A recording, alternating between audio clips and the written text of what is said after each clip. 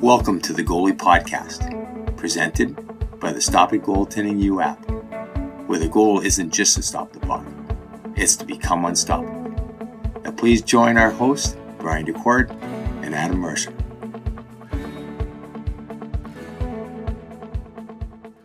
Hi, welcome to today's episode of the Goalie Podcast with special guests, former Harvard University goaltending coach and former Providence Friars goaltending coach, Bruce Irving. And Bruce is a really interesting guy. He's a legend in New England as a goaltending coach, a former goaltender at Cornell, and now with a son who's following in his dad's footsteps, played in the USHL, played at Christian Academy, and now at UMass Amherst. My name's Brian Decourt. I'm a former goaltending coach, scout, and goaltending director, and I'm joined with Adam Mercer, former goaltender at a couple different universities. Merce, you want to explain to everybody about your route or your path in college hockey, because it's a little different than the average goalie?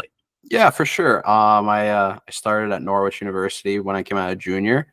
I got committed and recruited by a coach that was a legend, Mike McShane, and we had a coaching change just before the start of the year.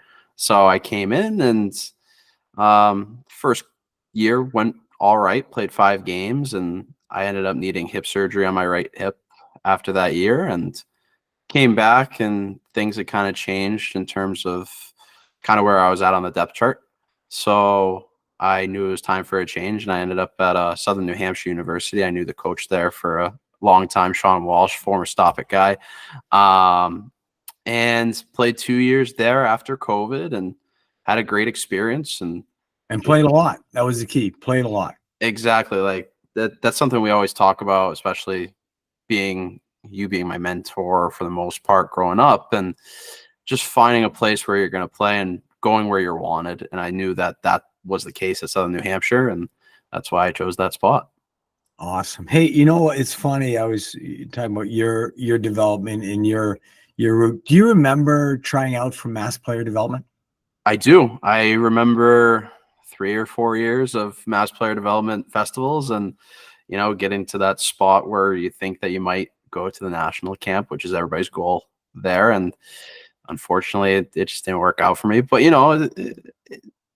it built resiliency in me, right? Okay. So, but yeah. So this weekend on Sunday is the first of a series of tryouts that the kids are going to, and it's 3 age groups. It's the 07s, 08s, 09s, I believe. It's crazy that's crazy. We're saying 06, 07, 08. Yeah. But I was talking to the Bridge kids, the academy here at Stop It Goaltending. I was talking to the Bridge kids. We have a number of them that are going to be trying out, and I was trying to explain they're going to the goalie tryout, which is basically they put 24 goalies on the ice for an hour. Yep. And you have 2 coaches that are sitting up in the stands, and those 2 coaches are going to rank those 24 goalies, and the top 12 are going to be picked to move on. So that's generally the way it works. And I was trying to explain to them how you actually do the tryout. Like, there's so many people I think don't understand how to try out for a team. It seems simple, right? You go to a tryout and you try to stop pucks, and that's about it. But I actually think there's so much more to it. And I was trying to explain, like, first off, the tryout's on Sunday. And we all know the most important sleep before an event is 2 nights before the event. It's not the night before the event, even though that's important, and doesn't mean you don't go to sleep early, or you stay up late the night before a game. But it's really the 2 nights before that is going to have the biggest impact. So your prep for this tryout actually starts 2 days before it starts. So it's the night 2 nights before, and then the day before, it's about making sure that you're not using up energy for no reason, and you're hydrating. So you're getting prepared to go to a tryout the next day, which for the goalies is very important. Yep. And I think that leading up to it is really important to understand that, it doesn't start when you get to the rink. it starts beforehand. It's important the day before, how you treat your body, how you take care of yourself, and how you prepare. And then going to the tryout. So I use this example. 10 o'clock tryout. Mhm. You have to get there at least by 9 o'clock. I was a guy who would get there before 9 o'clock. Without a doubt. And the reason is, well, first off, you make sure the day before you're ready to go, your skates are sharpened, your equipment's packed, like you're set. There's nothing going to pop up in the morning. But you get there at least an hour beforehand, because there's 4 different sheets going at the same time. They're going to have 2 people doing check-in. Right. You could go to check-in at 9 o'clock for a 10 o'clock session, and there could be 3 people in line, or there could be 33 people in line. You don't know. So now you're sitting there in line, waiting, and your time's running out. Now you're not going to get a chance to do a dynamic warm-up before you get in the locker room. 100%. So it becomes so important to get there on time. You don't want to get there and, oh my God, I forgot my knee pads. Now I got to go to the pro shop. Hey, I'm not going to name the goalie, but I'm thinking about him right now. I did name him this morning in the talk, but so you have that getting there in time and making sure that when you get to the front, oh, we don't have a jersey for you. Oh, we're going to have to do this. Or, oh, we don't have your registration. Can you check your email? All that stuff can happen. Yep. And you want to give yourself time just in case, like 90% chance it's not, but just in case it does, because it does happen with a whole bunch of kids, because that's just the way it is. And then, so you get through that part. Now it's time to get in the locker room, get changed, get out there, do your warm up. And then I think kids can lose they can lose themselves in the locker room, because they walk in, there's 24 goalies. Yep.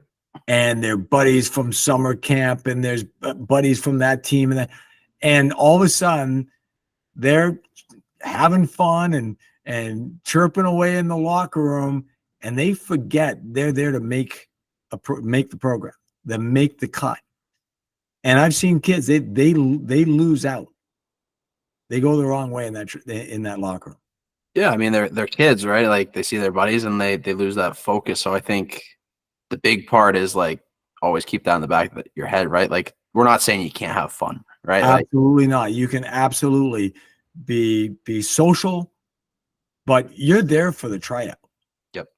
You know, it's not Chuck E. Cheese. Let's go. Like we're here to make a program. Like everybody's trying to make the mass player development and move along and hopefully end up at the national camp. But so then, once you get past the locker room part, now you're getting on the ice.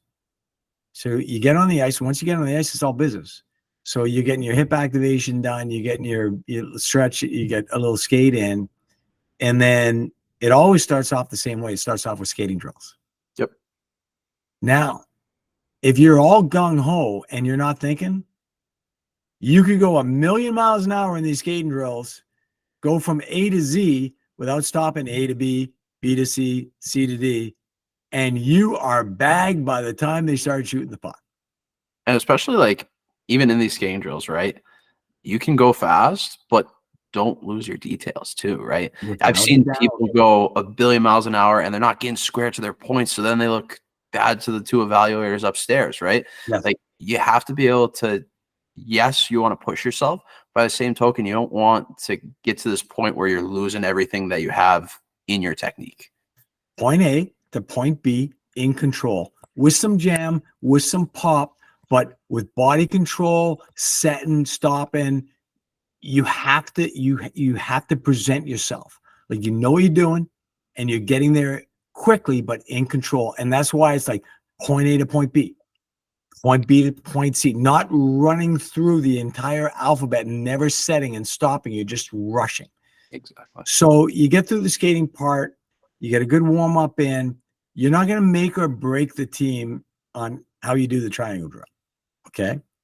Is it important? Yes, it's part of it, but you got to make sure that you're not the guy that's expending all their energy before it's time to stop a puck. So Now, most of the drills in the mass player development are going to be high probability, high event chances for the shooters, because if they don't, they're not going to be able to differentiate the goalies.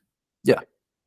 So what you have is you have a series of battle drills where goalies are competing against other goalies, multiple nets, backdoor options, so on and so forth. The way you lose and the way you don't look good in that is if you chase the puck. Definitely. Definitely. Spatial awareness, your understanding of where you are in the crease and not getting sucked out because there's no one playing defense. They're just buzzing that puck all around. If you chase the puck, you're dead. Okay. So it's a very mature way to look at it. You have to compete your ass off, but at the same time, you can't get pulled outside the parallels. You can't get pulled outside your crease chasing one guy because there's free guys all over the place. So when you're competing, it's staying in control in the middle of the net. Give yourself a chance to make a save. Don't get sucked outside the net. Battle and compete hard without getting drawn away. Does that make sense to you, Merce? 100%. And just think about this too. They got shooters out there that are also trying out, but they're not in the goalie tryout, so they're not doing things that are going to make them good. They're going to make these backdoor plays, these egregious backdoor plays that are just out of this world that you're probably not supposed to stop. But if you take that approach of not playing outside your post, not chasing the puck, you have a higher probability of making those saves, right? And that's going to make you look good to those guys upstairs. So now you talk about those guys upstairs. Okay. So think about this. There's 6 different stations. There's 24 goalies. There's 6 different stations. There's 2 guys evaluating. You have no idea what they're looking at. No, you're going to get a snapshot. You're giving them a snapshot of your game. Without a doubt. They're getting a snapshot. So this is what I tell the kids. I said, your parents, they're watching every shot you get. They're watching a motion picture. The evaluators, they're watching Instagram clips. Yep. That's what they're watching, because they're buzzing from that net to that. You never know. And here's the thing. You can get lit up 17 times. You have no idea if the evaluators saw one of those goals. So there's absolutely no reason to get down and show bad body language and get defeated, because you give up a softie, there's 24 other guys on the ice. You don't know if they're looking. And that bad body language, talk about that piece for a second. It's another layer to it. That kills you. 100%. That sends the signal to those coaches. Oh yeah, that goalie's not doing well. That goalie's getting lit up. Like, you're basically waving the white flag saying, cut me, if you're showing body language. Because chances are they have no clue how you're doing. Yeah. Because they're just taking those snapshots. Ideally, like, you want to have that chest puffed out, like, chin up, and like, even just like your interactions with the other goalies is super important too, right? Like, giving them a fist bump on the way out of the net, I think that's huge as well.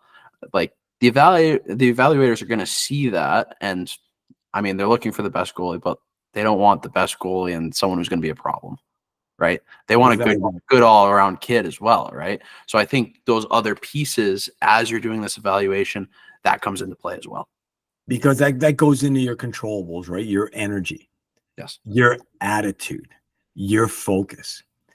And for me, what you want to show in these tryouts is the I word, intensity. Yes. You like an evaluator can feel and sense the passion and the intensity that you're bringing to it. And there's so much more of a draw and an allure to that goalie, because you want that goalie to stop the puck, because you're cheering for the goalie that's giving it and playing with that intensity. So for me, I think that's so important. And then you talk about in and out of the net. You don't want to be stuck in a net for a long period of time. No. You want to get in fresh and get out fresh. so that your next, it's not about that rep, it's about the next rep and then the rep after that. So each time you get in, you want to come in fresh, because you never know which rep is going to get viewed and evaluated. Exactly right. The worst possible case scenario is that you're absolutely gasping for air, and then you got to go in, and then the evaluators got their notebook, and they're like, now we're looking at Mercer, and Mercer's gassed. this kid's out of shape. Mercer's not going to look good. Yeah. Yep. No, 100%. That's like you said, you got to almost, I don't want to say conserve your energy, but be smart about the reps you're taking and make sure that you're coming out and you're not completely gassed. Yes. Yeah. So it's exactly like a player. 40 seconds on, get off the ice. It's if they don't get off in 40 seconds and they get hemmed in their zone and they're on the ice for a minute and a half, a minute and 45 seconds, it takes them 2 to 3 shifts to recover. Yep. To get back to where they were. So that's the same mentality that a goalie has to have when they're in these as well. Definitely. Definitely. Short shifts are going to win you games at that point, right? Without a doubt. Short and hard, right? Short shifts, bring that intensity. And I've got a world-class move to end this. Well, you know they're going to end in breakaways. Yep, right? Definitely. So now they're going to throw all the goalies along the boards, and they're going to have 3 nets out, and they're going to have these multiple breakaways going on. And I'm like, okay, so what are you going to do? You're going to watch the other goalies? No, you're going to watch the shooters. They only have so many moves. Without a doubt, figure it out. Who's shooting? Who's deking? Who's sick? Right? Who's got sick mood? Like, figure out who's good. And then now you know, when they start coming, now you know, and you're prepared for them. So instead of just standing there, just humming it, like start studying the shooters and see what kind of edge that you can get on those guys. Definitely do that pre-scout on those shooters almost, right? Like that's what you're doing. Exactly. You're getting ready for it. And then I'd say the last part, and this is world class, last part, tryout ends, go over to the coaches and give them some glove love. Thanks, coach. Just a big thank you. Oh, yeah. Again, evaluators see that kind of stuff. No, like if I'm up there evaluating, I see a goalie and he looked good to me and he's doing everything I want. He goes at the end of the session, he goes, gives the director or gives a coach a high five after. I'm like, oh yeah, there we go. And like even so, you got 2 guys who are equal. Who are you going to choose? The guy who gave? Oh, without a doubt, differentiating factors. 100%. You're giving that guy the shot that did give the glove love as opposed to the guy who just skated off the ice. That's awesome. That's awesome. I love that stuff. And I know that for youth hockey goalies, and you know, whether it's youth or prep or junior, whatever, like giving the ref some knucks at the end of a game, it goes a long way. If you show those guys some respect and some gratitude, I think you want some quick whistles, treat the refs with some respect and some courtesy. You'll get those whistles. I definitely use that to my advantage a few times while I was playing. Make sure you make good relationships with the referees. They'll treat you right. And you know, Bruce is going to talk about building relationships in this podcast, or this interview that's coming up on our podcast here. Great interview. Oh my God. I'm sitting there going, I felt so bad. I said, Bruce has been with us about 45 minutes here. We've got to shut this down. There was no stop in that interview. You guys rolled the entire time, but it was all value. It wasn't like you guys were just, useless conversation, but really listen to everything that Bruce says here. It's super important, whether you're a parent, a coach, a goalie, everyone can get something out of this one. And it's so nice that he's all 3 of them. He's all 3. He's a goalie parent, a former goalie. He's a goalie coach, very well known, very well respected. And he's not well respected just as a goalie coach. He's just well respected as a quality human being and a great role model. He's always been that, and that's how people know him. And I think that's a great reputation to have. Not only are you very good at what you do, but you're just a tremendous person. 100%. I first met Bruce this past summer, and the amount of time he gave me just to pick his brain even was just, it's invaluable. He's a great human. Why don't we send it over to him? Awesome. Let's get this thing going. We're really excited this week to welcome Bruce Irving to the Goalie podcast. Now, this is really special. I have no idea where this is going to go, Bruce, because Bruce, you weren't only a college goaltender at Cornell, but NCAA Division I college goaltending coach at Harvard, Yes. Providence College, Yes. and a goalie dad at the same time. All at the same time. So a former goalie, a goalie coach, and a goalie dad. So I have no idea where this is going to go. But I want to start off a little bit about the college hockey experience from a goalie coach's standpoint. So you've been in the ECAC, you've been in Hockey East. Tell us a little bit about what a goalie's life is in terms of being successful at the Division I level. So when you had, you've had so many goalies over the years, what do you think it is that makes a goalie someone that's able to transition to Division I college hockey and be successful? Right. I mean, I don't want to get controversial, but I have my view, right? These kids, to a certain degree, like they're a bit on an island. I mean, they have to be so resilient, right? So I feel like the goalie coach's role is to help them navigate that, right? So, I mean, they put the work in. I believe the goalie coach plays such a vital role, right, as their advocate, because sometimes there's a lot expected of them, a lot, and having the thick skin, being able to get through rough times, right, is I think a crucial element to their game, to their preparation, to their approach, right, to the game. I've had a lot of different goalies. Some were on paths to play beyond college, some were not. But I think they all were after the same thing. Every one of them are after the same thing, right? And that is to be ready to play when they're called upon, right? And to earn the right to play again after that.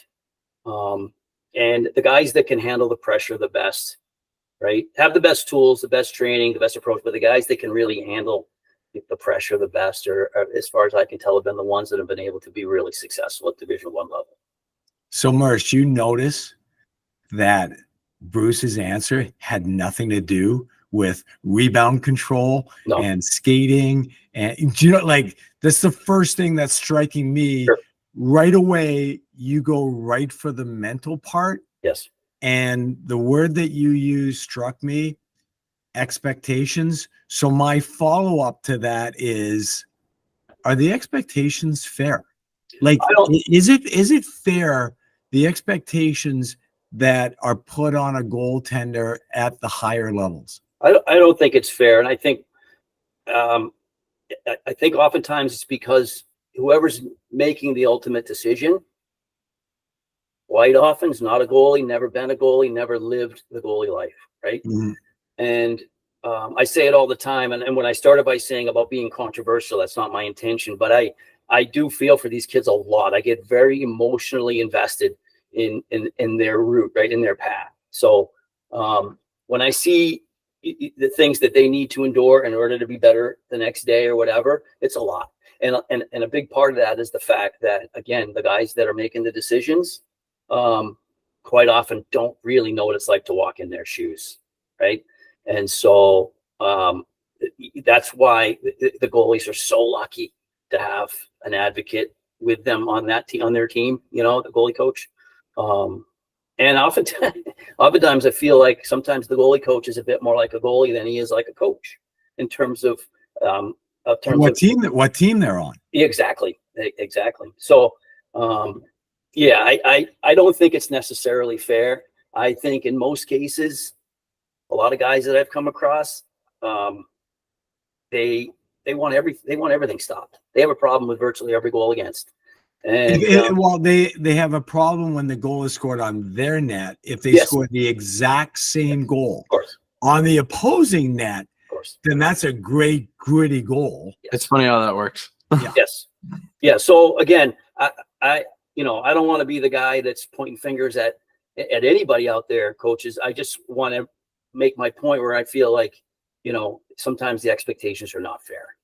But when I started by saying about thick skin and resilience, that's what they have to deal with. That's the part that they have to get over. So I say this, and maybe you'll get it when I say it. Sure. I'm a goalie coach at Boston University, but I consider myself working for the goalies, not for the university. Oh, me too. That's how I look at it. Oh, yes. Like I'm there for the kids, and it's like what is best for them comes first for me. But then you get into this issue, and Merce, you're just getting into this goalie thing, and Bruce and I have been through the wars here. Like you're part of the staff, but you're never part of it. You're never really part of it. You're on the outside of that, right? Like you're not. It's a different being part of it. Bruce, you know what I mean by that? I mean, I'm being careful with my words because I don't want anybody to think I'm too bitter about just my experience in general. But yes, that's exactly correct. That is exactly correct. You know what I mean? So that's why you play such a vital role with the goalies. It's exactly correct.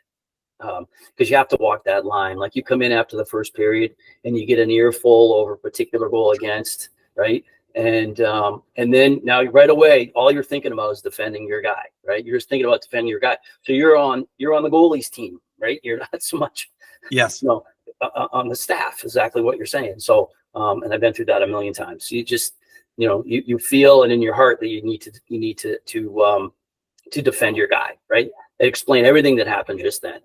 And I'm still doing it for goalies that I don't even necessarily coach one-on-one anymore right now. I'm still doing it. Do you almost feel like you have to toe a line though with the as well? I was absolutely just gonna mention you have to toe lines. So you have to be careful with your comments, right? You have to make the staff feel comfortable that you're on board with them, right? And you're just not going to defend your goalie, when it's really doesn't warrant, right? So you have to walk the line for sure, because ultimately your responsibility is to the coaching staff, right? And to do what's right for the team. And so you do have to walk your line. But I've been in situations where I've really, really felt like, there's been some back and forth, and I stick to my guns and defend the goalies.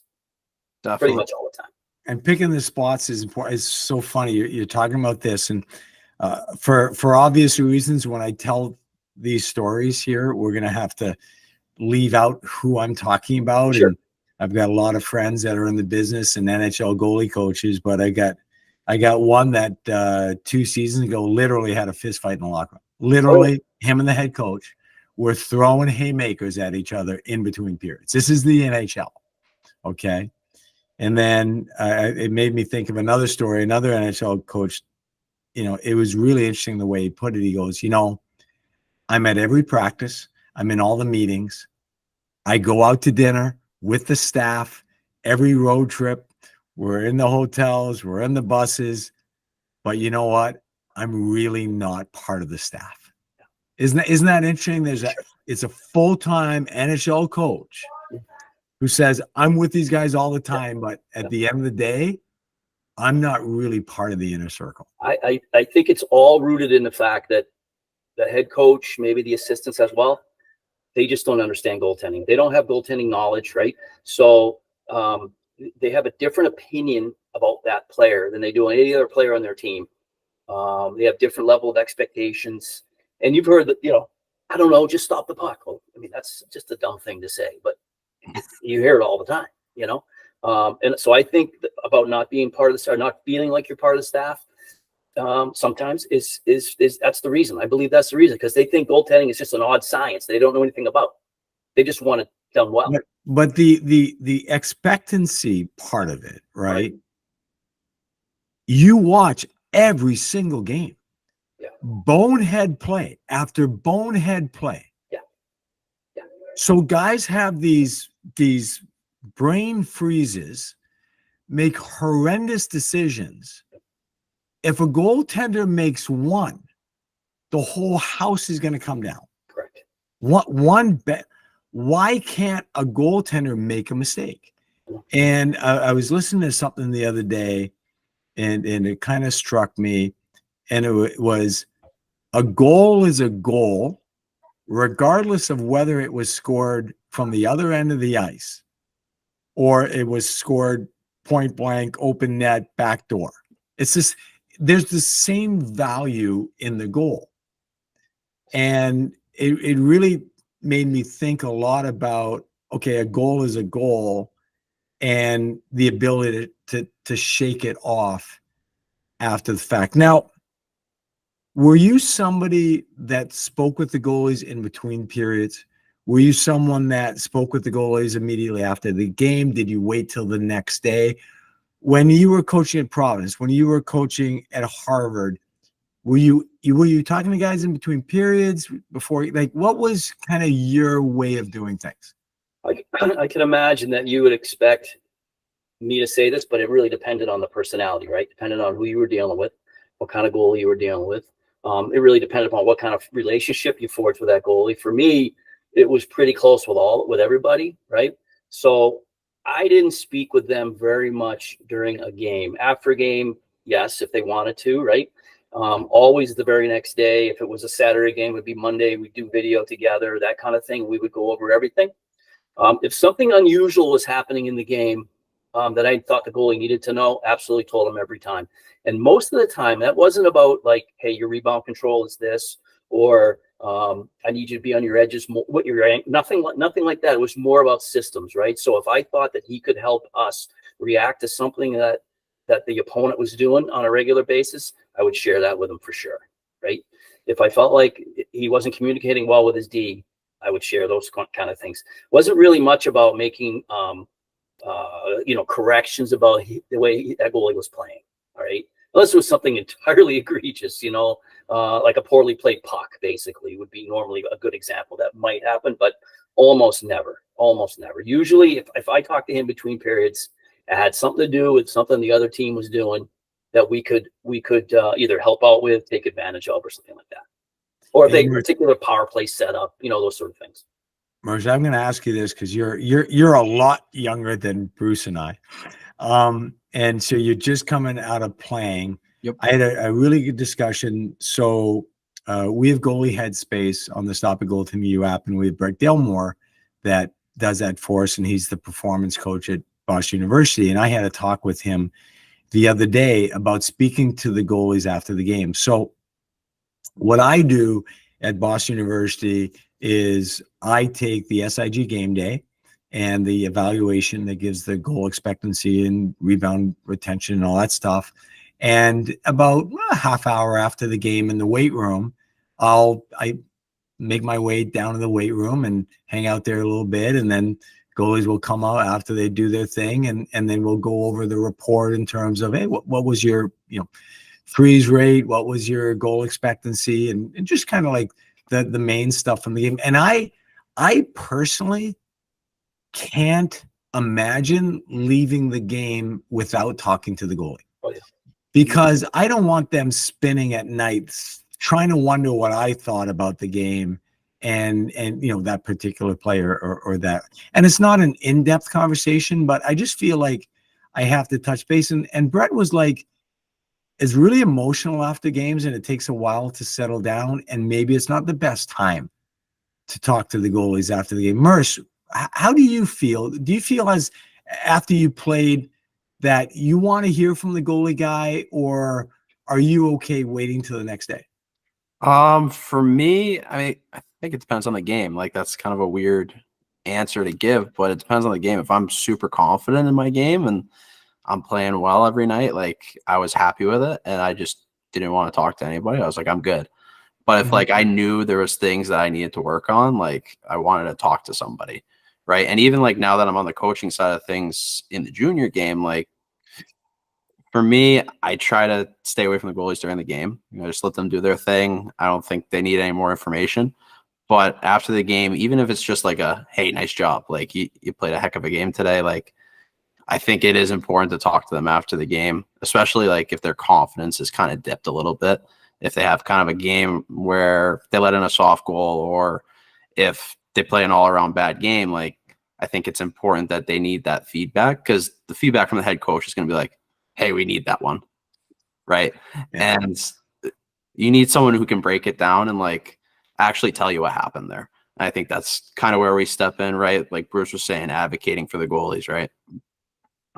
Bruce, have you ever had a goalie that you interacted with in between periods? Yeah, for sure.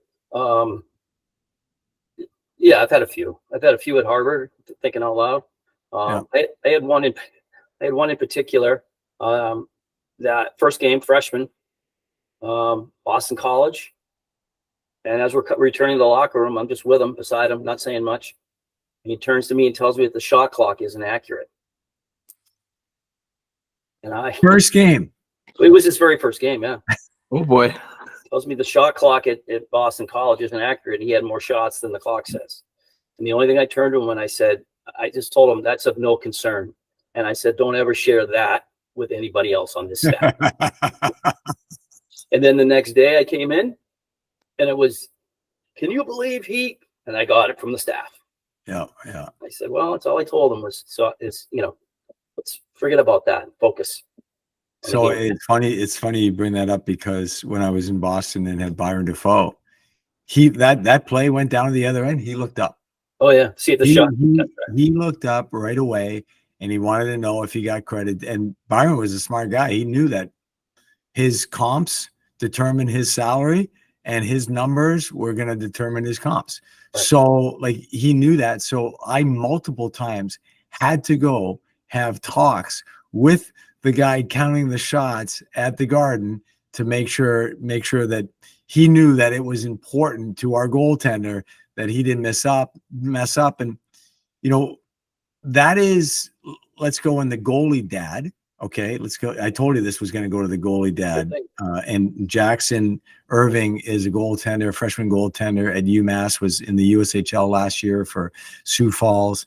So how is a goalie dad? I get this all the time. Do you deal with your kid playing junior hockey, prep school hockey, whatever, and your kid making 37 of 39, and you look on the website the next day and he made 19? Yeah. Oh yeah.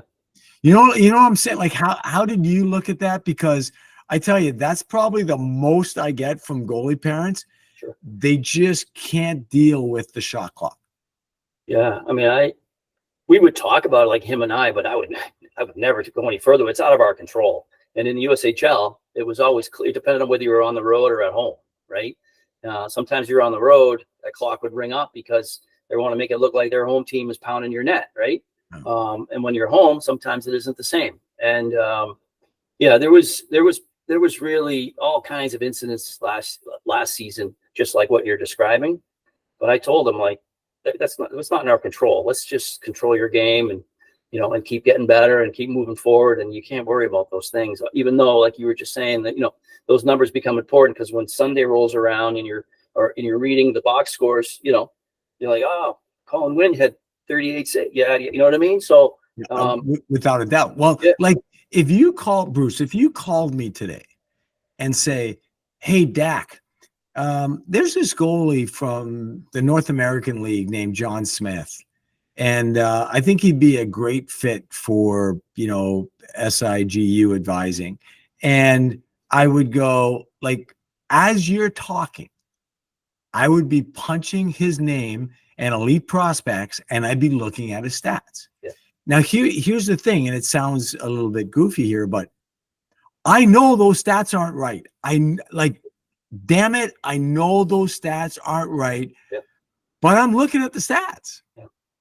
and I can't help myself. And one of the things, like, I try to explain to coaches, because anytime a goalie questions the stats, the coaches get pissed off at him. Sure. That's just the way it is. Well, it should be all about wins, and you shouldn't care about your stats. And then I always go back to the same thing. I say, well, look, coach, you are a left wing. If you went out in a game, had 7 shots on net, mm-hmm. scored a goal and had 2 helpers, mm-hmm.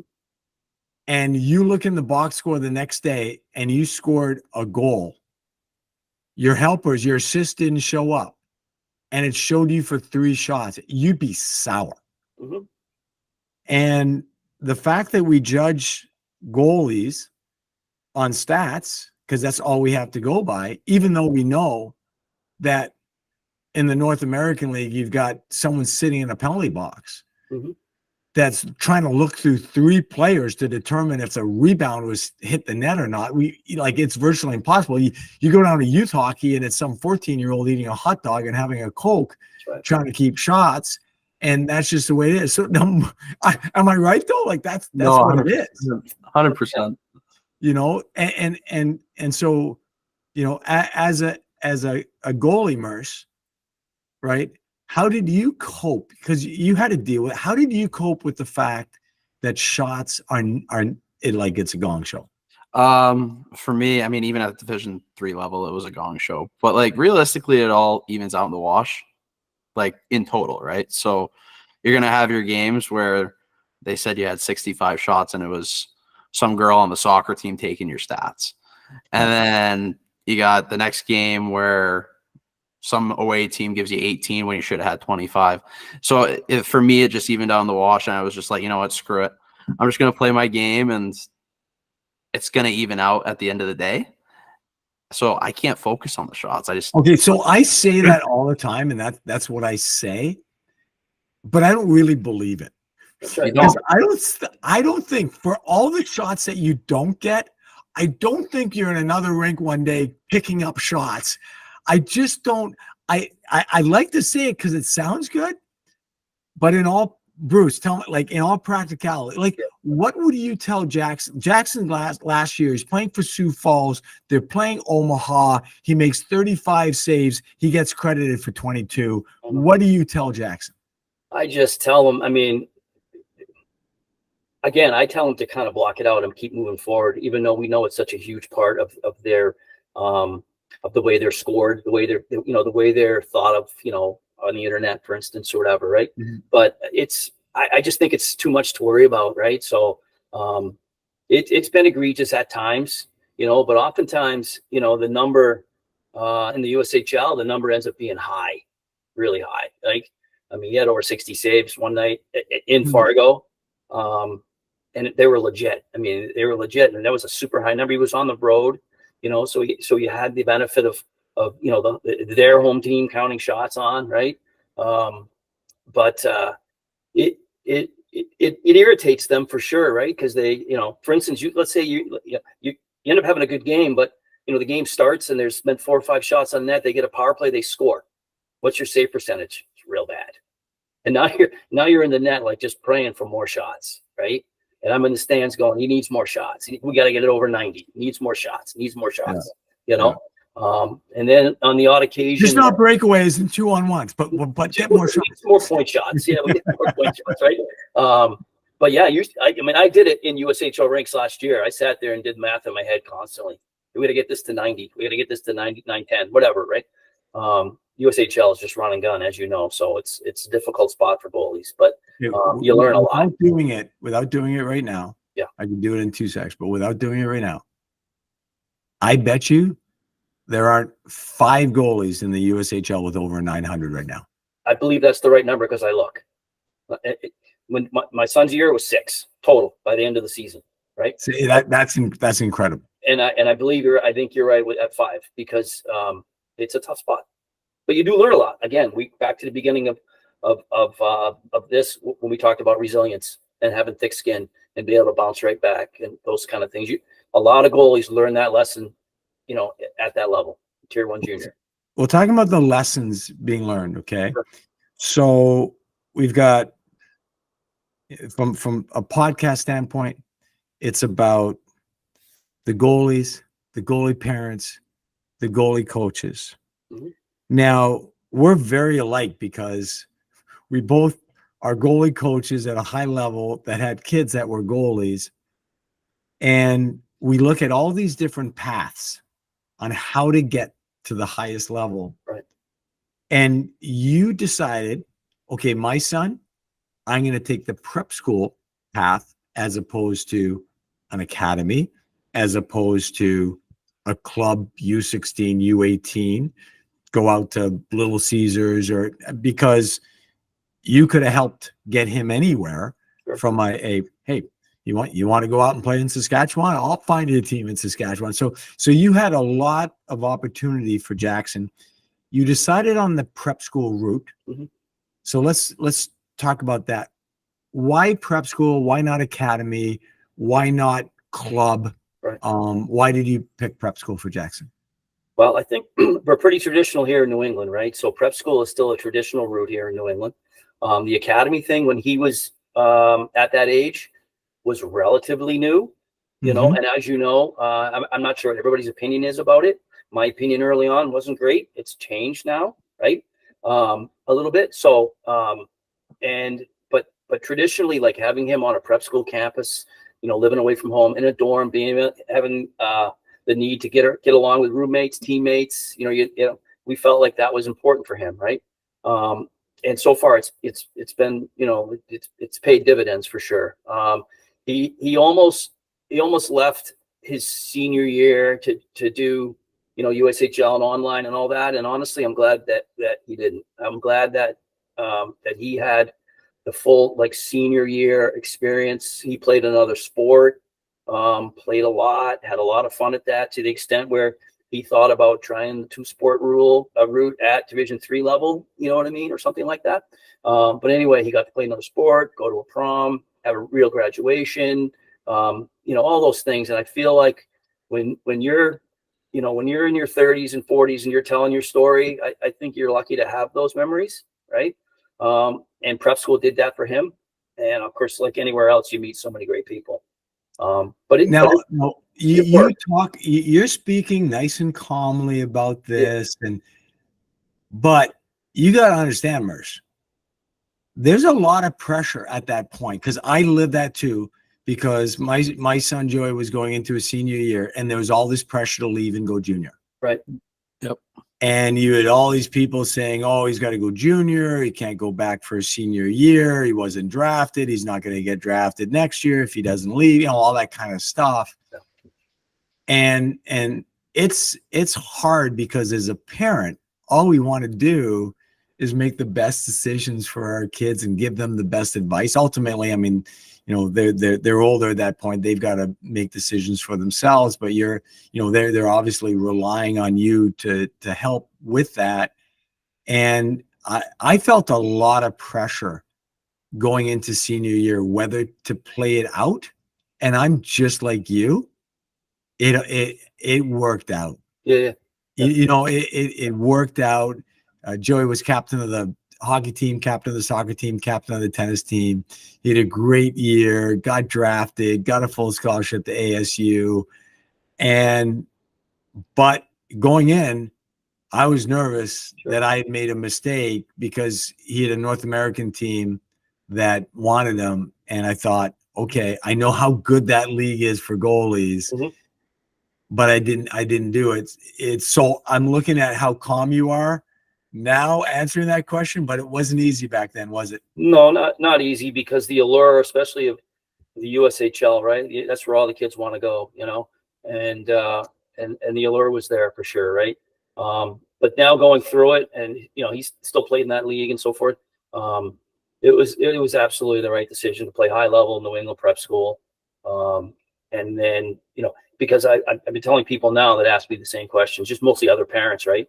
And you know, and I said, you know, unfortunately, you know, had he not been at Cushing, I don't think he would have been, you know, drafted in the USHL. Like, I don't think he would have gotten to the USHL level, and I don't think he would have gotten to UMass Amherst without, you know, being at that USHL level, right, or close to it, anywhere in that area. So it's worked out so far, you know. Yeah, and it's nerve-wracking, you know, when the coach is on the phone with your 17-year-old son and telling them that, you know, we've got a spot for you next year. Now your head's buzzing, like, okay, you know, what do we do about school?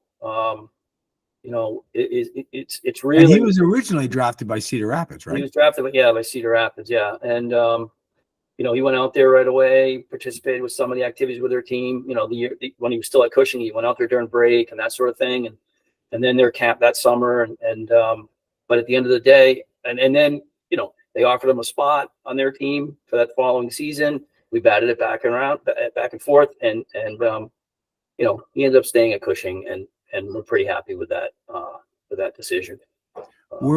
I don't think we've talked a lot of goalie, and I don't know if we ever talked about this.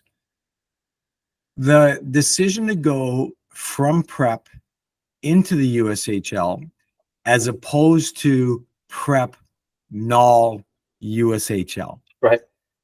Did you think about that? Oh, yeah. At that time, was it a consideration? Should I go in the Sharks? Should I go in the Shark Tank? Or should there be another year? And it's funny you brought up Colin Wynn, you know, earlier on in one of the goaltenders that trains here at Stop at Goaltending U, and he went straight from NCDC into the USHL, and that was a big discussion right there. Sure.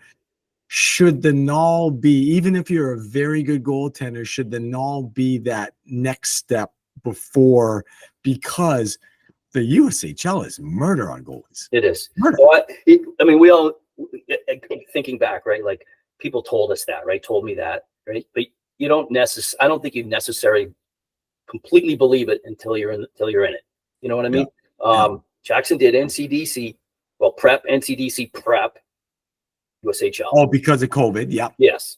And so, you know, but we thought he was going North American League last season. He was tendered. We were there. We were in Janesville participating in heck of a program. Oh yeah. And I also know that Janesville, I mean, through several, I believe, staffs, the same goalie guy was always there. Oh yeah. Larry. Yeah. Does a great, he's produced some really good goaltenders. Exactly. Yeah. So we just figured that's where he got tendered there. And that's where he was going to be, right after Cushing. And I knew that the goalie development piece was really good there, right? So we were literally in Janesville. They had their open camp, but he was skating with their team at night and participating in the camp during the day. And just as that was winding down, somebody called from Sioux Falls. So 7 hours more, right? And into a kid, right? That's where I am now, where I'm thinking, you know, Janesville, good spot, you know, but if you stood in the Janesville rink, for example, right now, and then compared to the Palace in Sioux Falls, and then you go to Sioux Falls. Sioux Falls is an NHL building just scaled down. I mean, it's, you know, it's a major facility, right? So, you know, once the 17 or 18-year-old kid gets that phone call, he wants to be there, right? Yes. So we literally, you know, changed flights, got in the car, drove 7 more hours west. And as soon as he got there, man, my first question was, these are your goalies. This is who's here. Yep. And it was because of his age, and the age of the guys that were there, I'm like, they're going to keep him. And they did. Mm-hmm. You know, mm-hmm. And you're right. I mean, I think the ideal development path may be just that. And, you know, null, USHL, if that's where you're at. Right. But that's hard to do when you've got a USHL team knocking down your door. Correct. And because you may not get that opportunity again. He knows. Yeah. Like, exactly. That's the hard thing, right? You could be like, hey, I want to take the stairs. I don't want to take the elevator. Yeah. I'm going to go to the null. And then you go to the null. If you don't crush in the null, you're not going to the USHL. That's right. That's exactly right. And I believe that's what was going on in his head. That's a little bit about what I was thinking. And he didn't know what Sioux Falls looked like until we got there, right? But when you get there, there's no better building in that league. They have the best attendance in that league, and so for him, you know, once they had a spot for him, that's where he wanted to stay. You know, absolutely. Merce, you going back to your junior days right here? You thinking about all those decisions that you had to make, and a little bit, yeah. I decided to stay in the Northeast and play NCDC, or Premier is what it was called for the USPHL at the time. And I mean, I think it was a good path, but I mean, I got bounced around a bunch too. So a lot of different trades, a completely different path to what Jackson had. But there's definitely so many different things that you had to take into consideration and making those decisions as an 18-year-old. And obviously your parents feel that too, right? Just as you guys were talking about. And it's a family decision at the end of the day. And taking all the factors into account and just almost hoping you make the right decision, right? Yeah. Like, Yeah. but you just gotta dive like head first into it, and just if you make that decision, like you gotta crush it wherever your feet are, right? Just like we always talk about, you gotta be where your feet are and crush it wherever you go. So like NCDC, it was just, this is what I gotta do, and Yeah. that's the path that I chose to take. And That's a really good point, though. Like, you do have to crush it because the supply and demand curve is all out of whack for goalies. There's just so much. So, we're talking about this, and, I'm talking about the struggles that I had trying to figure out the best path for Joey. So Joey got traded Joey got drafted by Omaha, traded to Sioux City, traded to Muskegon, hadn't played a game yet, right? He got traded twice and hadn't played. So, like, for me, I look at, how do parents do it? Yeah. Bruce is in the business. I'm in the business, and trying to understand the landscape. Like you mentioned, Merce, the NCDC Premier. Now you've got that NCDC Central, is it? yeah, That's I think really picking up. Is it Central now? it's either Central or Midwest. I'm not 100%. Something like that. Like, they got some pretty good teams now. They do. And then there's the EHL around here. Yep. And trying to understand, because you get such a discrepancy in terms of how teams are run. You could go to one junior team and they make the kids get there at 9 o'clock in the morning, do 2 hours of mandatory study hall, make sure that everybody's enrolled in at least 2 classes, doing community service in the afternoon once a week. And then you have other junior teams where the kids show up, play hockey, go home, and play Xbox. Yeah. You've got one team that's catering pregame dinner, and you got another team pulling into Wendy's. I don't know how parents do it. Yes. Yeah, I think it's definitely like we said, like I just said, like it's a family decision. You got to take everything into account. I'm fortunate enough to be in Worcester, where they run things very professionally, right? Like, they're there in the morning, they got to do their lift, they got their practice, they got video. It's run pretty darn well. But there's other teams, and like even in other leagues that might be a tier 2 league, where it's run like, show up to the rink, get on the ice, all right, you can go home. That's it. Yeah. So that's a hard thing to realize as a parent. Is like, yeah, this might be a tier 2 team, but are you really getting the best development for your kid? I think that's a big part of a parent's decision too, right? So I think that's a question I have for you, Bruce. It's just like finding the right spot where your kid's going to flourish and develop as a player and as a person. So like, what was that experience like, just trying to like fiddle through that? Sure. Yeah, it's hard because a lot of it's out of your control, right? I mean, and again, like you said before, just your average, kind, caring parent versus at least someone like that's been in the business a little bit, right? I mean, there's a huge gap right there. You know what I mean? In terms of understanding, but even my son's experience is like, it's not like you can just pick and choose where you want to go. And then not only that, but you don't necessarily know what it's like there. I mean, what I find now is when guys are moving around, the first thing they do is they pick up the phone. Because I mean, I can go down most and all rosters and USHL rosters and find somebody that I know. Not everyone, obviously, but a lot of them, right? And in some cases, it's even the goalies, right? And different varying degrees of relationships with these people. But one of Jackson's teammates just went through it playing in the BC. They were going through ownership change. It just turned into a mess, right? And he, had an opportunity to go play on a team in the Null. But what's it like down there? Is it any better down there, right? But we have the ability to get a hold of somebody that we know that can give us a quick synopsis of what the experience is like, what are the facilities like, what's the staff like, what should I prepare for, right? And that has proved to be valuable.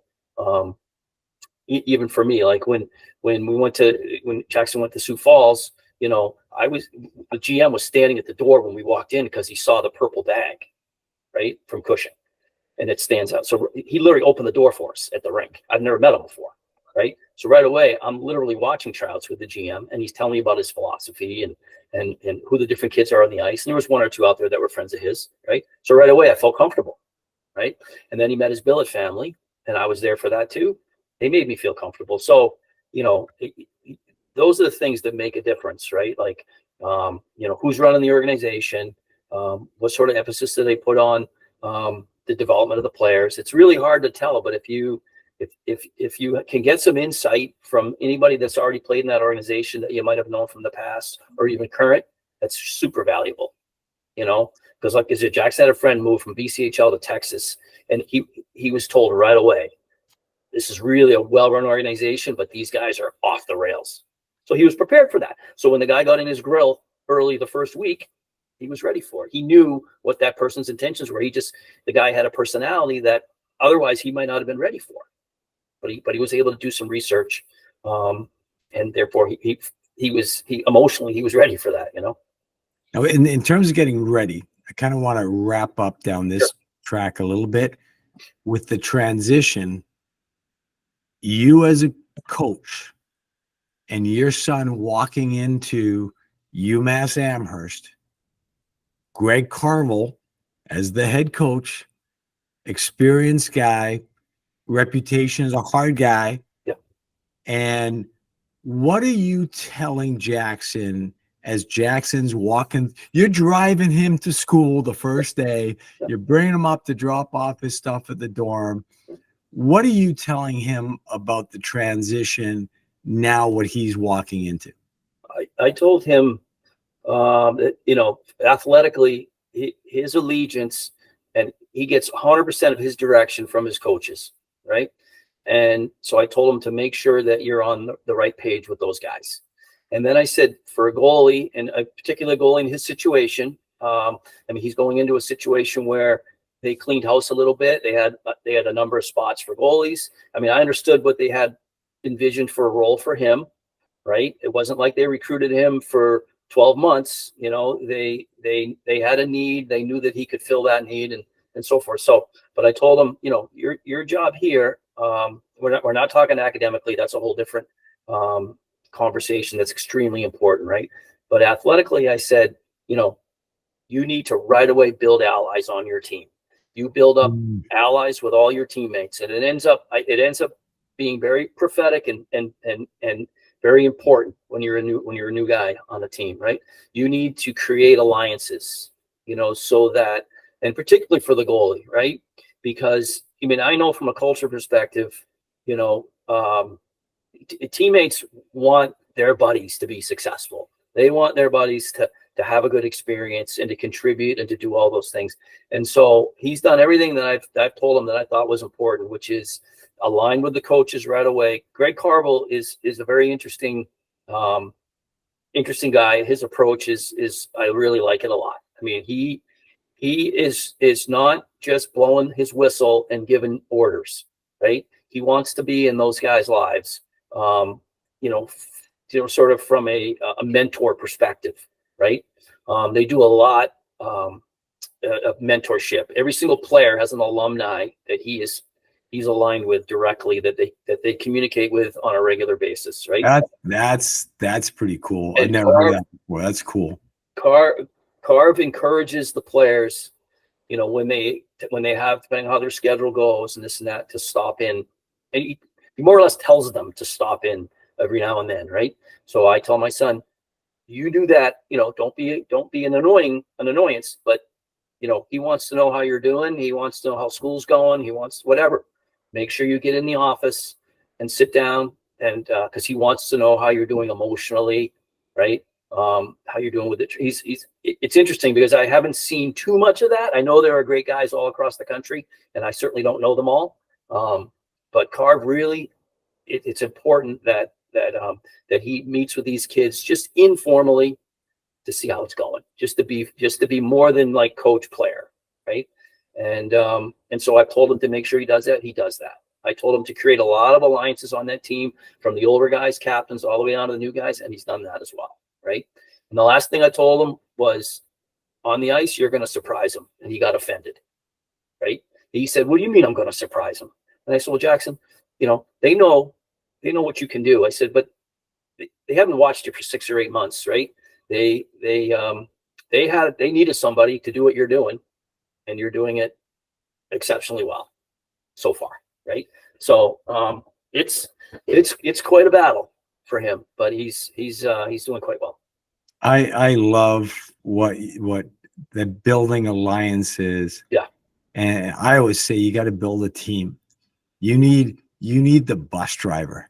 Yes. You need the communications guy, Yes. the PR guy. You need everybody, the assistant. You need everybody pulling the same way. I remember Carter Hutton was one of the kids that would come do some stop at goaltending camps and clinics and stuff, and what a great kid he was. And I remember I said, geez, how did he make it?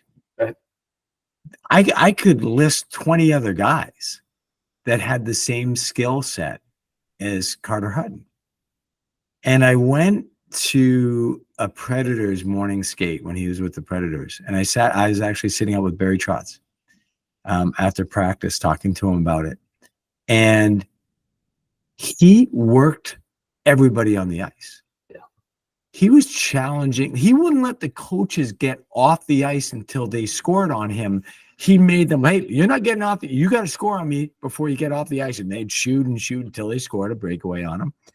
And he was chirping the guys. He had the whole thing. And I'm like, no wonder this guy's doing well and he's established himself in the NHL, because when it's his turn to play, the guys are going to play for him. The coaches want him to do well. So when he goofs up, they're going to cut him some slack. That's right. Because he works his butt off and he just has a way about pulling people in. And I'm sure that everybody that worked in that organization was on his team. And so that building alliances, that really struck a chord with me. Oh yeah. Yeah. It's critical. It's critical. I mean, the last time he got into a game this year, a senior D-man skated right up to him, first stop, and just goes, "We're going to play for you." Nice. Love that. It was good. He told me that like after the game. Wow. That's heavy right there. Powerful stuff. Yeah. It was good. It was good. They're good guys. And like I said, building alliances part, because these people go to bat for you, right? I mean, and like when you just said where Carter Hutton was challenging his coaches, all he's doing is building a relationship with his coaches. It doesn't really matter whether they score or not in that situation, right? He's just building a relationship with his coaches. When I go to games, these assistants line up and shake my hand like I'm at a funeral or a wedding or something. I swear. And it's only because he's made an impact on them as a person, and in terms of working hard and everything else, right? So I know that he's built strong relationships with these guys because they tell me that pregame if I happen to see them watching warm-ups or something, So it ends up being a pretty crucial part of the process, especially when you're not a second-round pick and you're just an automatic to be tossed in the net, right? Yeah. Which is most people's experiences, right? Right. So, so that alliance building and earning respect, from your teammates and your coaches, it just ends up being crucial, because whoever's going to pull the strings at some point, you're gonna rate with them. You're gonna rate high with them because of your character. As long as you've got the skill set, and from a goalie's perspective, if they can win a hockey game with you in the net, I'd like to think they're going to give you an opportunity. Well, Merce can't relate because he was a second-round pick in the Monday Night Beer League. The 9 p.m. game. Yeah, he was a second-round pick. It's not as easy. It's just not that. Challenge is still the same, though. Okay, Bruce, I got one more thing for you. I've been eyeing this mask behind you. I was thinking the same thing. Oh, yeah. For like 40 minutes. Oh, yeah. Where's that from? Tell us the story behind that. That's a Higgins. That's a Higgins mask. That's Ernie Higgins. Higgins. Right? I mean, look at the NHL in the 70s. You'll see them on half the guys. I mean, I had played with two of them, so I'm dating myself, obviously, right? It's a collectible. No kidding. Yep. The other one I have is painted, so apparently not quite as valuable. That one's just white. That one has a sticker on the inside still. I actually wore it freshman year in college, and then the rule changed. I literally went to a CC, like one of those CCM, like Mike Vernon style. 1200. Yeah, Mike Vernon style, and then Yeah. I promptly split my head open right here with a shot up because they didn't handle the impact as well as those did. Those stung a little bit, but never really got cut wearing that thing. The amazing thing is there's nothing protecting the eyes. Yeah, true. And I show the bridge kids at the academy here.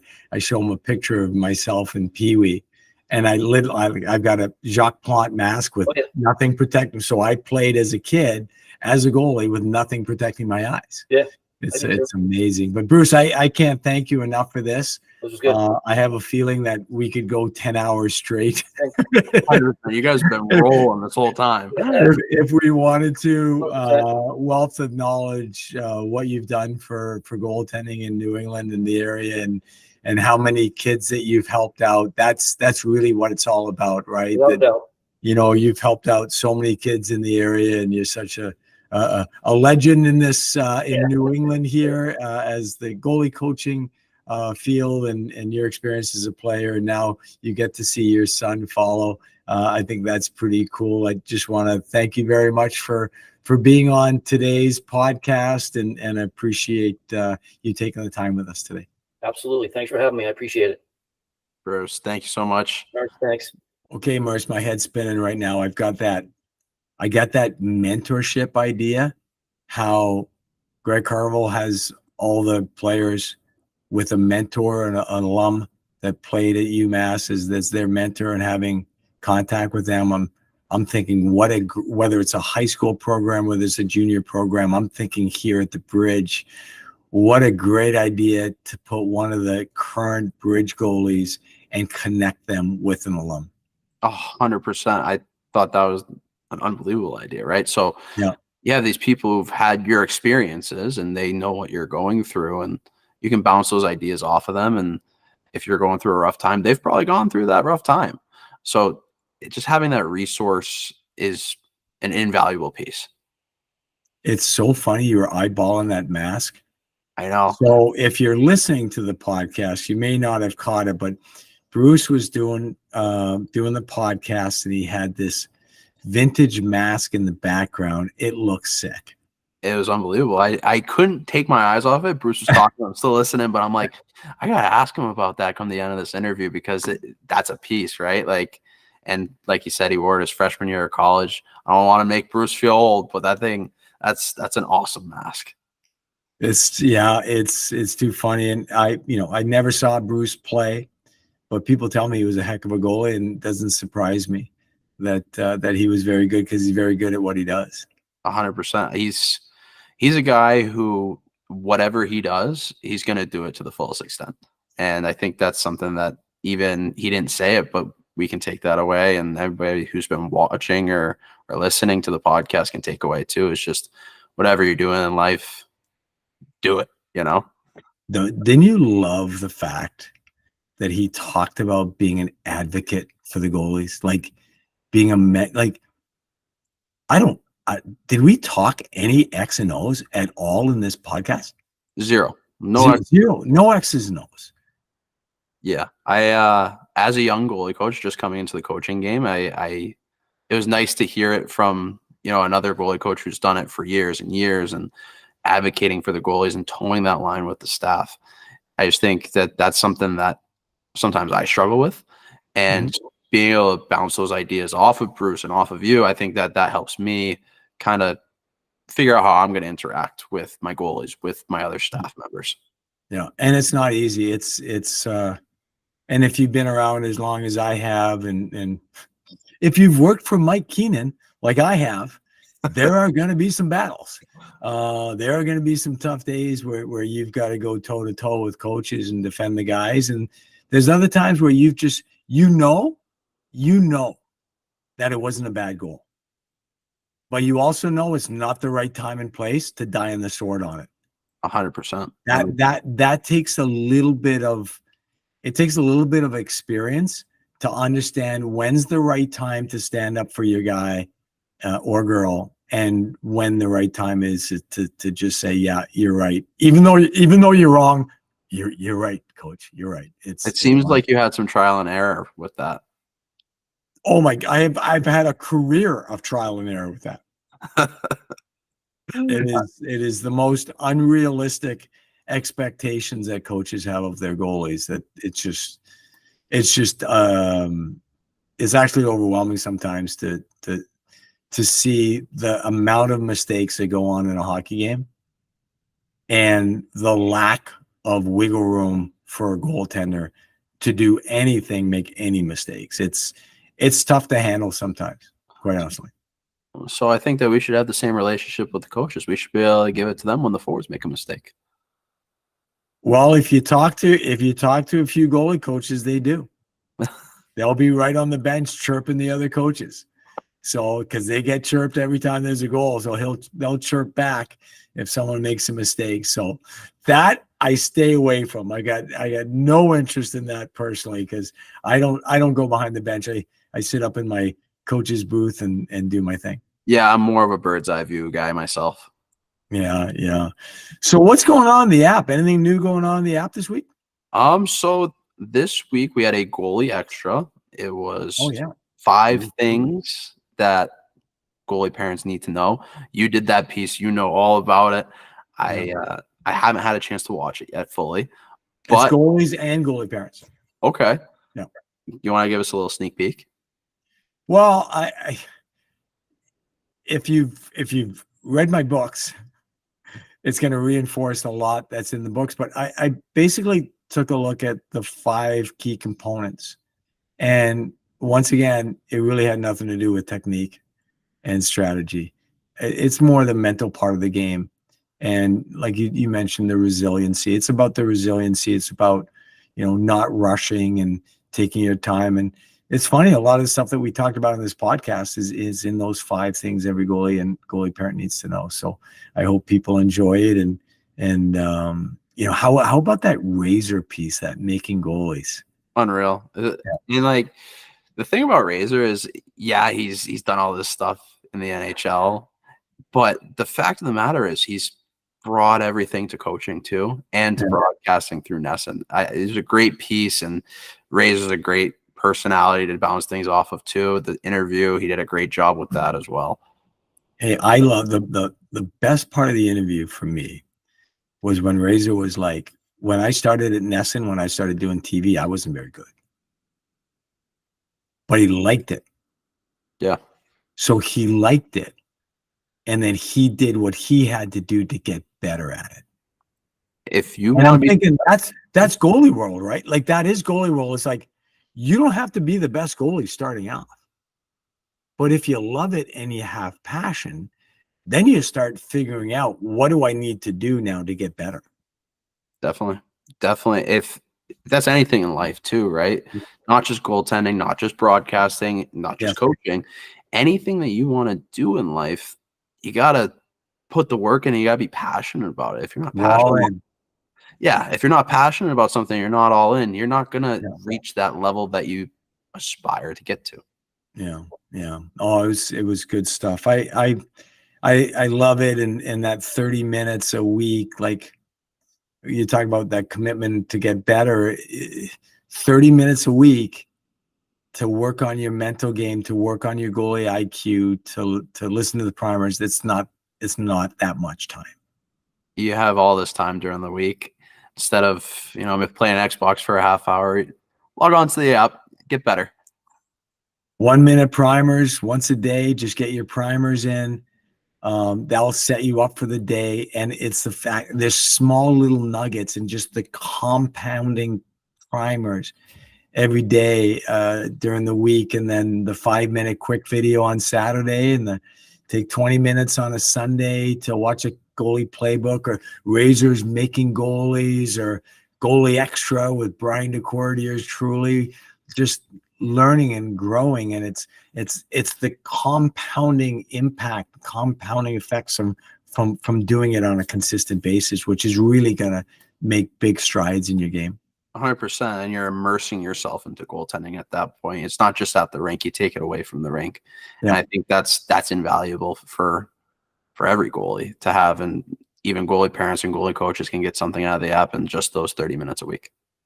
Awesome. Well, I hope everybody out there, goalies, goalie parents, goalie coaches, goalie fans, enjoyed today's podcast. We love doing it. It's an honor. We're very grateful that you're listening to us and listening to us talk about the position that we love. Hopefully you'll join us for our next one. And remember, you got this. I hope you enjoyed the Goalie podcast by Stop It Goaltending You. If you haven't already downloaded the Stop It Goaltending You app, you can get your free 7-day trial at either the App Store or Google Play.